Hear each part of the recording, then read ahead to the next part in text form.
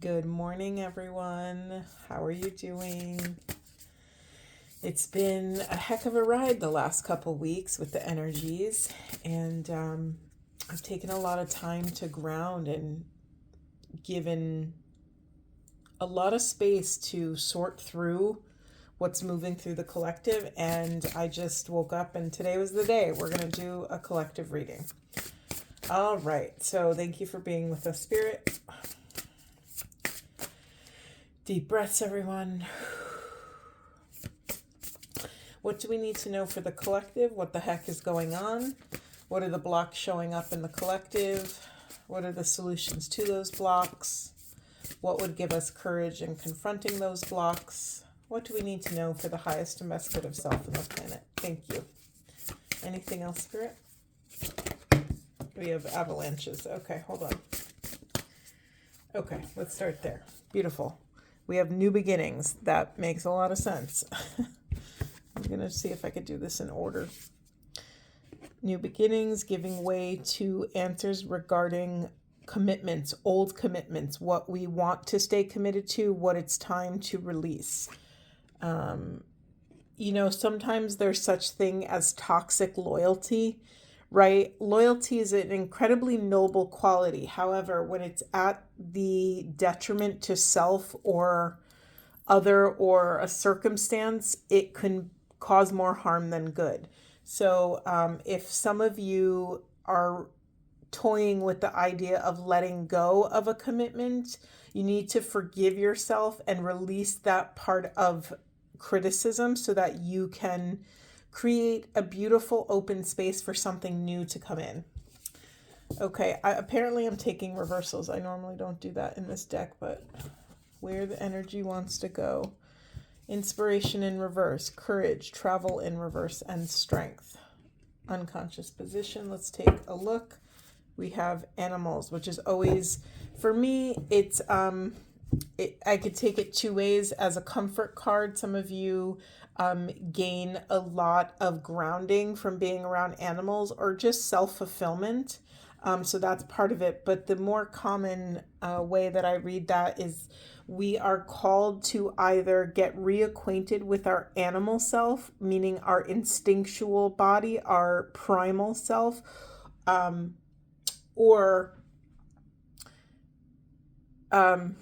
sorry, I'm getting a separate message. Let me finish one thought at a time. It means we're either called to get reacquainted with our primal self or somehow manage it. When there's been a lot of, blame placed on usually the masculine side of things, thinking about, out of control eros or out of control, blaming a lot of actions on sort of this, like, I'm this masculine animalistic thing. And through the years, that's been really toxic, right? It totally gives that energy free license to do whatever they want and just blame it on, this energy. And mind you, I am talking about our actual history and men and what men have had to go through, but also it's speaking to the masculine inside. So here's a question for all of us. If this is something we're pushing into the shadow, there's two sides of it. First, ask yourself the question, is my animal self out of control? That's the first layer of it. And if it's no, then don't worry about this. If it's yes, doing things to invite that voice forward and allow that animal self to communicate its needs instead of repressing it. I mean, what happens when you keep an animal in a cage too long? Either they rebel and freak out and want to break out, or it breaks something in them. It breaks their spirit. It's like this sort of prisoner energy. And so either one is going to push you into an extreme, which is not healthy either way. The other way to approach this, hold on, thank you.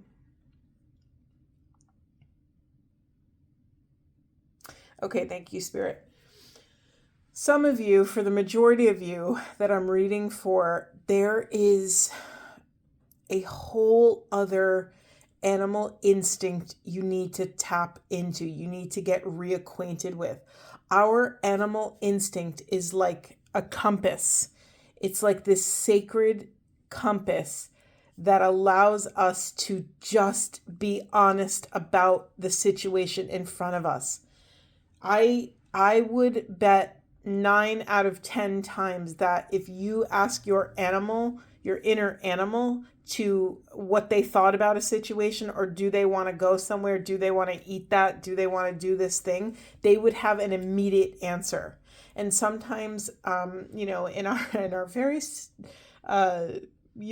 civilized world, we tend to lean into the analytical mind. We try to reason every choice, and that's beautiful when it's beautiful.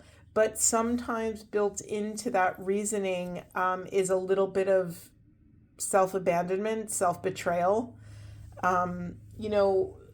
Those of you who have watched me for a while, I'm like the boundaries and consent queen. I'm always talking about boundaries and consent, both physically, energetically, emotionally, mentally, spiritually. Really leading, all roads lead back to our sovereignty if we're willing to travel them, right? And so this isn't just about extending that courtesy of asking self, does this resonate, does it not? But it's also extending that to these other parts of self, right? To move through the world integrated and whole, we have to include these other parts, even if these other parts are parts that we're not proud of, even if we're sort of ashamed of them, even if we want to desperately leave them behind. Here's the thing. If you have an active part and you are consistently pushing it into the shadow, it's going to run the show unconsciously. And so part of what we're doing here is not necessarily diving in and conquering all these parts of self. It's less about having power over, it's more about having power with, meaning instead of ignoring it or shoving that part of yourself away, creating a seat at the table for this part. I always think of, I don't love parts work, IFS therapy, like it works for some people. I have a love-hate relationship with it. Do with it what you will. However, when I do think about inner parts, I really love the visual of a family dinner table. And, you usually have as many chairs as guests, but what I really like to do is leave one seat open. And this is, mentally. Sure, I guess you could try doing this physically, but I like to leave one seat open for the mystery, for me, just for an unexpected guest. Maybe that's a part of self. Maybe that's spirit. Maybe that's, someone else's part. I just really like to intentionally leave the door open for these other parts of self to come forward. Okay, let's move on. That was a long shadow position here, but it felt really important. You know why? You know why I'm going on and on about our animal self? Because our instinct is very closely related to our intuition. It's another piece of the discernment puzzle. If we don't have access to our instinct, what is that initial first gut feeling or feeling in your heart, or that desire, that yearning, that it's usually, our animal instinct is usually very sharp and acute. It's like, boom, it's either there or it's not. And if it's not, it doesn't mean it's not there. In that notness, in that silence, or in the space of lack of an answer might be your answer. So that's really also important, that if you feel like you're not getting an answer, hold space open for the idea that that is your answer. If you don't have a clear yes or a clear no, it's no answer. And so you're not ready to make that choice about that thing. Okay, let's move on. I went on and on. All right, we have courage, travel, and strength. Oh, okay. Thank you, Spirit. It's going to take a lot of, I don't want to set this up in like a dense way, but it's going to take a lot of strength and courage to make certain changes. This feels like an internal change. That's all I'm going to say for now. Let's get more information so we can start building on this. Thank you, Spirit. Give me 1 second. I have put all my cards away. Now I'm getting them all back out. All right. All right. Reminding everyone that our first card was a new beginning. So to usher in this new beginning, to travel to a place that we've never been before. If you look at this card, it looks like this archway. You know, anytime I see any sort of archway or pillars, to me, that's a portal of ascension. It's a call to another hero's journey, to some rite of passage that we all must traverse. Yeah, okay, thank you, Spirit. Before I even get more cards, I'm already getting messages. In order to have this new beginning, some of you have to dare to ask the difficult questions. And honestly, sometimes that's even harder than walking the hero's journey. Sometimes just allowing yourself to ask the difficult question is the rite of passage. Why? Because, you know, it's like we inherently know that if we ask a difficult question, we are opening ourselves up to a potential difficult answer. And once truth knocks on your front door, it is unavoidable. Once you awaken to something, to an idea, a feeling, a desire, a boundary, a truth, you cannot go back to sleep. You cannot go backwards. So it's sometimes really scary asking a question, because whatever happens after that question, we know that we're going to be responsible, that we'll have to take accountability for whatever that answer is, and have to come into relationship with whatever that answer is in a way that affects change in our life. Okay. All right, what is this? What is the question about? What question are we asking? What are the blocks to this question? Wow, okay, we have true love. That was a direct question and I got a direct answer. Wow, I just got a pit in my stomach when that came out. Anything else? Anything else? Anything about, well, do we take all these? Sure, why not? There's a lot of cards. Okay, before I even look at these cards, we have a bunch to go through, but before I even look at them, what did I ask? I asked, what are the questions about? We got true love. Now, mind you, this could be a romantic situation, like an actual partnership relationship. This could be around the focus of what is your heart's deepest desire? What is your soul's yearning? I think a lot of us, you know, the way our society, I'll speak for the US, the way this culture is set up is that, you know, we seek naturally stability, right? So it's really easy that once we're in a comfy job or a comfy situation, to sort of get cozy and really kind of fall asleep. I'm trying to say this in a nice diplomatic way, but like it's really easy in our society to compromise our deepest truth, to compromise our deepest desires. You know, there might be an inner child part of you that really wants to be a painter or a tap dancer or a karaoke king. I have no clue, but there might be something like an untapped yearning in you. And here's the crazy thing, going back to energy anatomy, if you have an untapped yearning in you, you have a secret reservoir of life force, of energy, waiting, willing, and ready to be tapped. And it's really up to you to make the choice. Are you going to create space in your life for this thing? So again, this could be a relationship. This could be the truth about an existing relationship. This could be about hobbies, desire, your soul mission. You know, you're craving this new beginning and you want to get answers to these questions around whatever your heart's deepest desires are. Okay, let's get really into it here. We have hope, we have worthiness. I'm already my brain's already going a mile a minute. We have nourishment. We have seize the day. It's a carpe diem energy here. We have spirituality and psychic energy. And what else do we have? And we have patience. Okay. Whew, this is a lot. All right. It's really important right now that you babysit your self-esteem. It needs to be number one on the chart. If we do not feel worthy, it will affect every area of our lives. And I just want to speak to the vulnerability of this. I know I talk very blatantly and boldly about these very dense topics, and I do so with ease and some, a lot of energy. But I also want to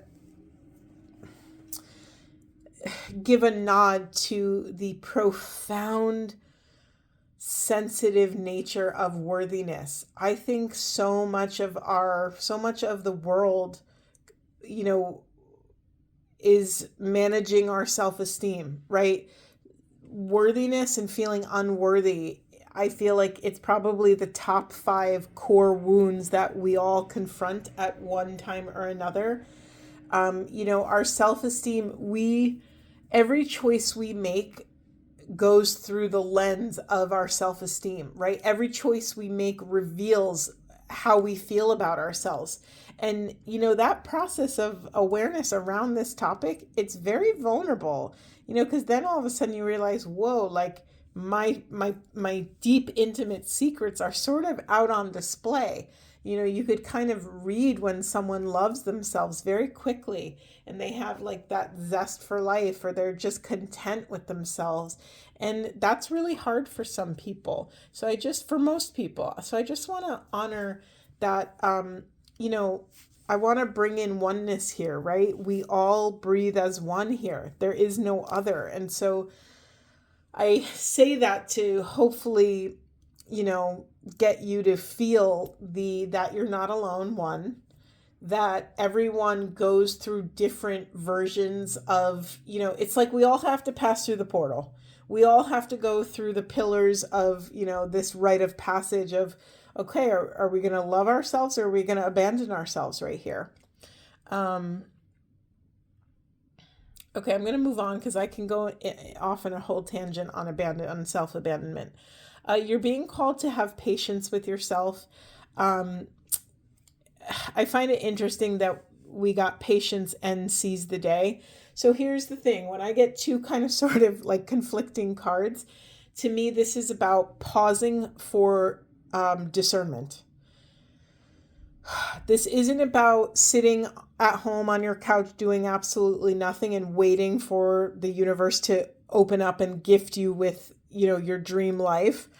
This is about quieting yourself, tuning into your system, tuning into your animal body, tuning into your spiritual, energetic, physical, mental, emotional bodies, and loving yourself enough to hear the truth, whatever that truth is, be it good, bad, ugly, whatever that is, and choosing based off of your intuition and making those wise discernments over when, where, and how to act. Yeah, this feels really valuable. And by the way, let's be clear, patience doesn't look like non-action. It could, mean meditating on a rock somewhere, sure, but that's mostly not how we function in our lives. We all have responsibilities and people and jobs, or something we need to invest that requires our life force, right? And so there's ways to seize the day quietly as you go about your regularly scheduled duties, right? There's what's coming up. Is it is it Buddhists that talk about the inner smile? I can't remember, but there's a culture or a belief system that talks about the inner smile, to always maintain an inner smile. And I love this concept so much. Hold on, I have to sneeze. Nope, maybe I don't. Oh, that really hijacked my brain for a second. Sorry, hold on. When we maintain the inner smile, it's almost like we're winking to the universe. It's coming into relationship with this grand scheme, this existential adventure that we're all on. And it's almost like having an inside joke with the quantum field. It's like, yeah, you're going to wake up, you're going to hit your alarm, you're going to brush your teeth and pay your bills and eat something and, go to the bathroom, and like, you're going to do all the things that humans tend to do, but you're going to have this sweet little wink to the universe that it's all it all is like, I don't want to say meaningless. That's not true, because it's also deeply meaningful and meaningless. It's both God and not God. It's both everything and it's nothing, right? That's the quantum joke a little bit.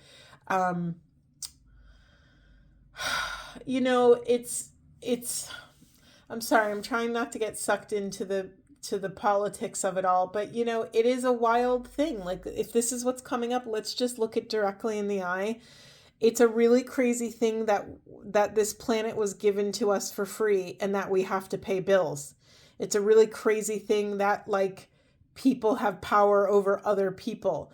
It's a crazy thing that we have all of the means and to provide food, water, shelter, and electricity for the entire planet, and yet there are still people homeless and dying on the street. There are still kids and elderly that are going hungry. It's so messed up. And if you hold that in your heart 24/7, it could completely hijack us, right? It's, it makes sense that this is what's coming up in this collective reading, because it is there's a lot of pressure in the bubble right now, right? There's a lot of density. There's a lot of fear. There's even panic. There's a lot of evidence of rightful panic, right? There's some really messed up things going on. And so again, your greatest gift is in being able to hold your center in any type of chaos, right? This is what will usher in this beautiful new beginning.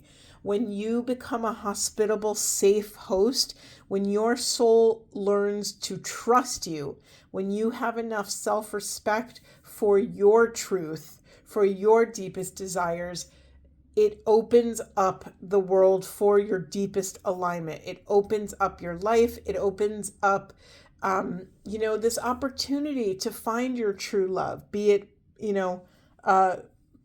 animal, vegetable, mineral, whatever that funny saying is. Okay. I didn't touch this card yet. We have this violet card, spirituality and psychic energy. Whew. I need another card. And by the way, when I just said that, I got really dizzy.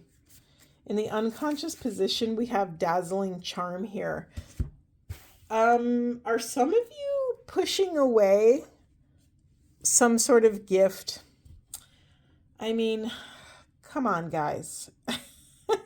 Are some of you pushing away some sort of talent that you have that you've been hiding from the rest of the world? Are some of you, by the way, ever since I said it, this inner smile, this inner wink with the universe, I've been feeling that playful energy. Do some of you have a secret? I feel like some of you have a secret about your spiritual gifts. Maybe you are claircognizant. Maybe you are clairsentient. Maybe you're a medium, like a secret medium. Maybe you've had this gift since you were little and you never really shared it with the world. Again, I just want to reiterate that our inner parts are not just, like your inner child, your inner protector, your inner firefighter. They're not just those kind of parts. Your inner parts are also the one who knows. the one who has the gifts. It could be you have an inner part that's a psychic, that you are a brilliant psychic or a brilliant tarot reader, oracle reader. Some of you has some sort of gift that you're pushing into the shadows, and this is like the gem of who you are. They're showing me a prism, like a glistening, spinning, glowing gemstone. But I'm very drawn to, just like a prism, I'm drawn to this sort of geometric flat shapes, flat sides of the shape. And it's glistening. It's illuminated from the inside out. There's some part of you that you're pushing away that is so incredibly charming and, on fire. Like there's this whole other part of you. And I'm wondering why you're pushing it away. Do we go in deeper? Mind you, let's just remember the context of this reading is a collective reading. This is what's moving in the shadows. So, okay, let's zoom out and think about this for a second. It makes a lot of sense that in this hyper political climate that we are more consumed with the density and the intensity and all the crap that's moving in the collective, right? It makes more sense that we're distracted. However, any time that the pendulum swings so far in one direction, it must swing back. It was like during COVID when everyone was at home and, it was awful, awful, awful. And then people were like, oh, I'm home. I can pursue other interests. I have more time in my day. I'm spending more time with the person I love or don't love or whatever it is. And all of that, like, awareness brought new hobbies and new skills and new desires. A lot of people moved where they were living once they went remote because they didn't have to be in the place that they didn't want to be in. A lot of people learned bread making and other skills. So I don't think it's an accident that as a collective, we have collectively pushed our dazzling charms into the shadow. That makes perfect sense to me, right? In times of crisis, we're not, often celebrating our gifts. And honestly, that's the prescription to resolve some of these symptoms, to resolve some of this, whatever this block is. Okay, anything else you want us to know? Anything else? Thank you. All right, we have Break the Chain, Ancestral Patterns, Healing, Rewriting the Future, the Pleiades, Double Mission, Channeling and Uplifting Humanity, and we have Play, Have Fun, Celebrate, Don't Be Too Serious. This is exactly the inner wink. As you go through your life, as you go through your day, maintain an inner wink. Like you and the universe have an inside joke with each other. And you're like, okay, sure thing, universe. I'll play my role. I'll be this accountant you want me to be. I'll be this dancer, this lawyer, this painter, whatever it is. It's like this inner wink knowing that you're just fulfilling an archetype. You're just a player on the grand stage of life. And I just have a feeling that being able to, tap dance through life, to skip through the density, I have a feeling that that's going to have some really beautiful, a cascade effect. Of moving through the world, not being so serious. That's easier said than done. I'm very aware of that. That just fell off the table, by the way. We have the Akasha, your guidance is divinely guided. The Akasha is like the quantum historical records, right? It's like past, present, future, all potentials, all possibilities through space and time are held in the Akashic records. So trusting in that your world is written and you get to just chill. You get to just ride the ride. And so it's like, okay, think about that for a second. If you're here meant to just enjoy the ride, how would that affect your life? What if you get into a fight with your partner and you're just there, like, enjoying the ride, watching two humans, express their life force energy out in the world. If we can really pull this off, it'll be much easier to access that sweet divine gratitude for difficult moments. And I think we are in a difficult moment here as a collective. I'm very drawn to this double mission here. So yeah, this is why I call myself a transpersonal educator or transpersonal spiritual guide. Because here's the thing, whether we're conscious of it or not, we're always living a double mission, right? We have our human mission of like, okay, we're human, we're struggling through life, we keep falling down and getting back up and falling down, and it sucks and it's great and it's beautiful and juicy and also terrible and dark and horrific, right? That's like the human experience. We get the full spectrum of humanity. Then you have this more nuanced mission. Maybe it's the soul contract you signed to incarnate here on the planet to fulfill these roles. Maybe you came to be a villain for humanity so that the rest of humanity uplifts and rises up to combat that. Maybe you came to break someone's heart. Maybe you came to fall in love. Maybe you came to die in a horrific accident. We have no clue what our soul contracts here are. Some people might. Those are not my flavor of gifts. Some people might know what that is for themselves. I have an inkling of what my soul contract was about. I was told by many different people in my personal natal chart, astrology, that I came into this life with a lot of karma. And I believe it because when they said it, I felt it just to be true. It resonated. And so, yeah, that sucks for me, right? For my human, that sucks. What does it mean? It means I have more to clean up in this lifetime than maybe other people. It means I might have more pain. I might be confronted with more in this lifetime. And now I can rage against the machine. I could rebel against that idea. I can be pissed off about it. Or when something shows up on my side of the street, I could just immediately take accountability for it. I could immediately look it in the eye and say, okay, if I've been chosen to move to clean this part of the collective consciousness up, then I'm going to do it.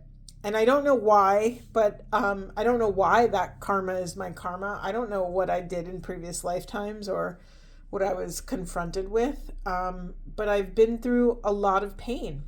I've had a lot of physical pain and mental, emotional, spiritual, energetic pain in my life.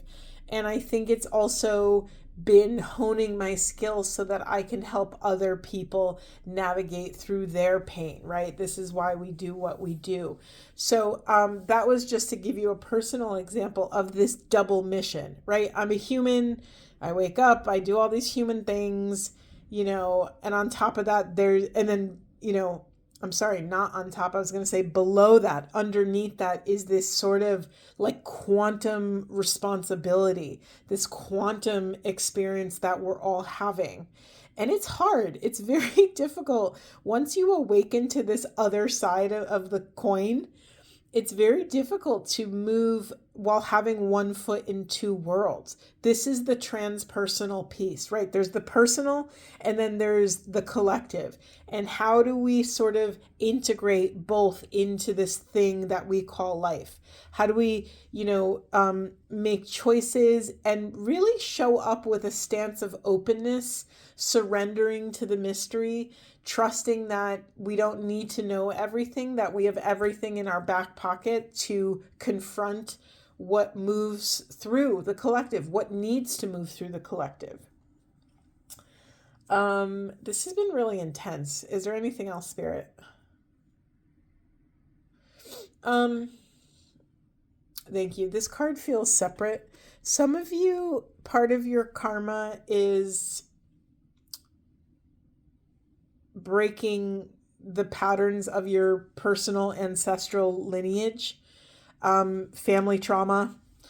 In my family, feel like I'm the shaman of the family, and I I don't know. I look at every one of my family members as a thread, and I look at what we've weaved in the past and what we're weaving now, and what is the tapestry look like? What is it showing us, and is it useful? What do we need to change? Um, I know I sound very eloquent and put together saying this now, but living it, it's incredibly intense and destructive and painful, because you might be the one who sees, right? You might be, um, they usually say like the black sheep of the family is the shaman of the family, and that's just kind of a funny way to say you are the one who's awake. You see everyone's actions and you see them for who they actually are. You're not like a pawn in the game. You are like the one looking down, watching the players play the game. You are the eye behind the eye.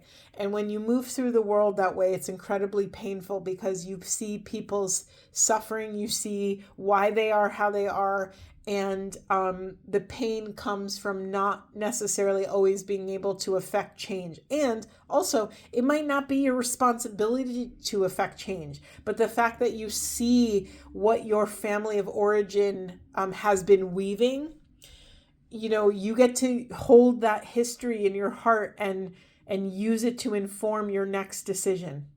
Am I going to be a victim of this, or am I going to be the victor of this? Am I going to be able to fly above the situation and circumstance and make a choice that is in alignment? Side note, I'm very distracted right now because I live where the houses are kind of close together in a city.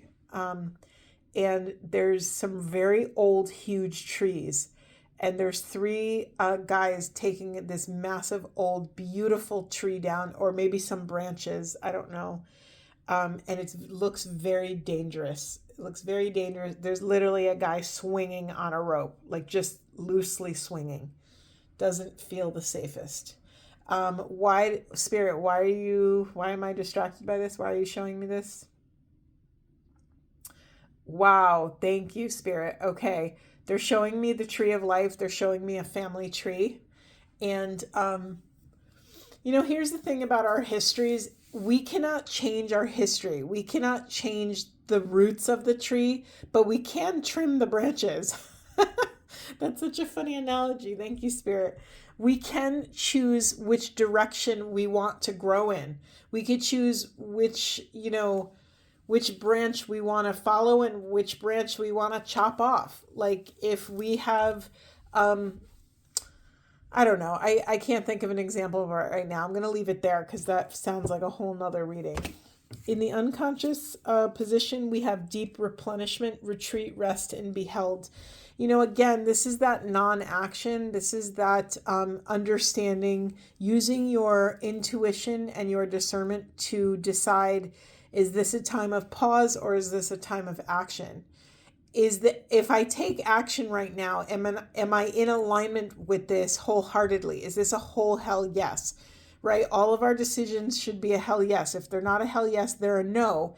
And most and more importantly, if it's a maybe, it's a no for now. It's when we get into maybe territory, when we start crossing our own boundaries, we betray ourselves, we find ourselves in situations we don't really want to be in, we waste our time, energy, we might cause more pain for ourselves, and a lot of people think the maybes don't matter. It's like a friend asks you to go for lunch and you're not really like a hell yes, but you're like, oh, they're my friend, I should go, right? Anytime you hear should in your vocabulary, pause and reflect. What's preventing you from honoring your truth?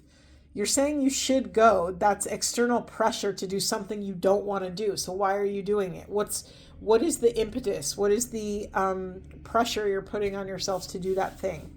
It might not seem like a big thing. Yeah, you can give up a couple hours and go have lunch with your friend. But as you're sitting there, in a choice that you weren't a hell yes about, you're leaking a lot of energy.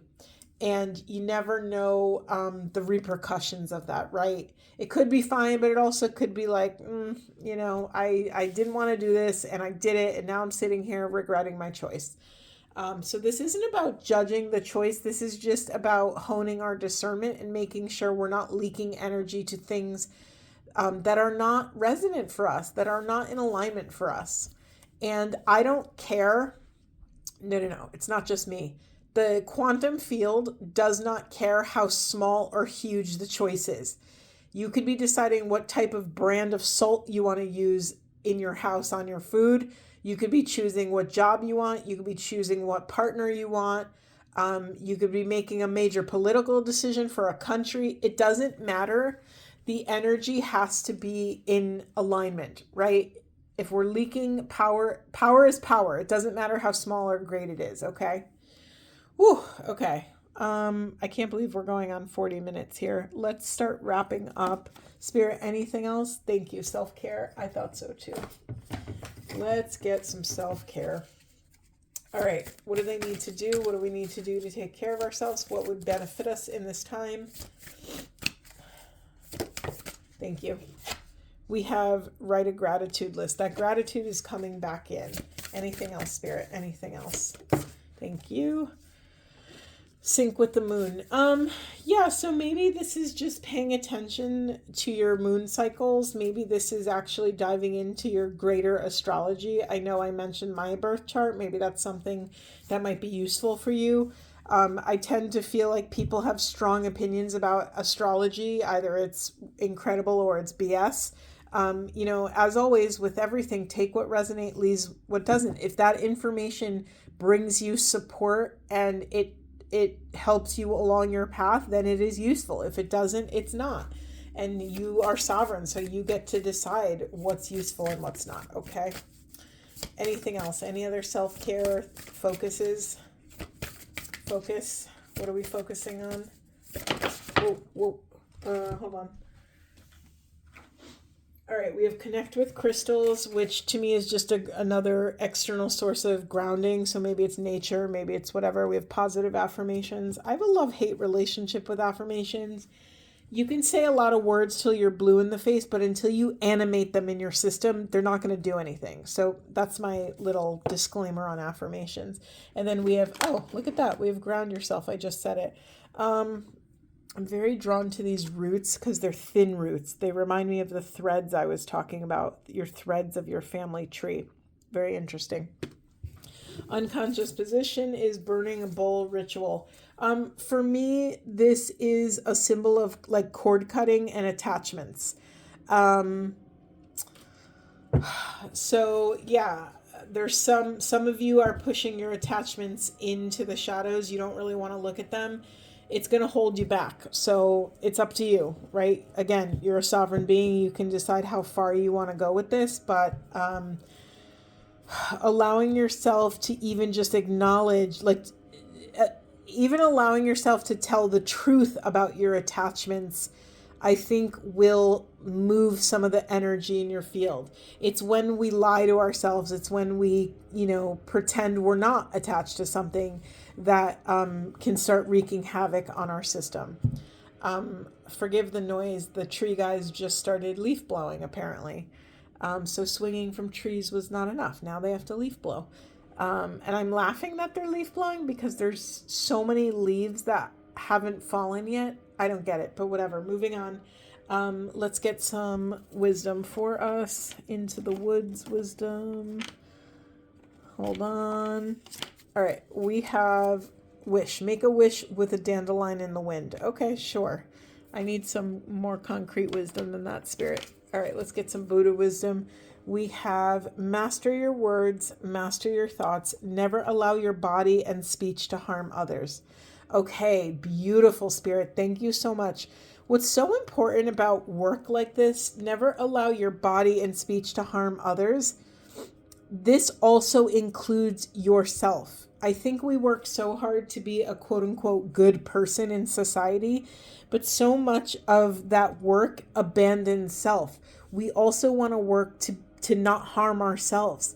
So allow your body and speech never to harm yourself. What would that look like if every thought, every word was heavily curated and you did not allow one word or thought to enter your mind or exit your mouth that would cause harm to you in some capacity. What does that approach require? It requires us to slow down, to be present, to think about the situation and our role in it and how we feel as the role that we're playing, to listen to our intuition, which requires a healthy dose of self-esteem. If we don't have self-esteem, our intuition is skewed, right? It's almost like the signal is blocked. If we have low self-esteem, our intuition is, what's the word I'm looking for? It's almost an illusion. It's almost like our intuition then is, God, I cannot think of the word. The signal is jammed, so it's colored by putting someone else first, right? If we don't have, if we're not grounded in our own self-worth, we might put others above ourselves. So then our intuition is also going to put others above ourselves. So you might get a strong intuition, but if that intuition does not extend to yourself first, it is not sustainable and it will guide you down the wrong path, right? Because you haven't included yourself. So this is really important, to master your words, master your thoughts within your own heart. Okay. All right. I'm going to leave it there. This was some humdinger of a reading. It's my first one kind of back in action. And I hope you enjoyed the ride. To be continued. All right. Thank you for being here. I will see you in the next one.